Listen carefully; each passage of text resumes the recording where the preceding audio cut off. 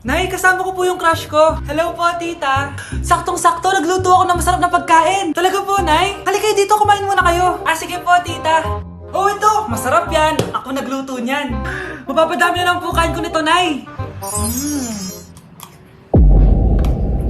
Ang sarap nga po, tita. Di ba, Bi? Oh, tita, nabubulunan po anak nyo. Anak, anak. Anak, anak, anak, anak. Anak, anong gagawin natin, tita? Tumawag ka ng doktor! Sige po, tita! Nandito na ako! Dok, bilisan niyo, Dok! Na paano siya? Nabulunan po! May jowa pa siya? Importante pa ba yun? Ligtas mo anak ko! Eto na, eto na! Patay na siya! Anak! Patay na siya? Sayang, ka-crushback ko pa naman siya! Crushback mo ako?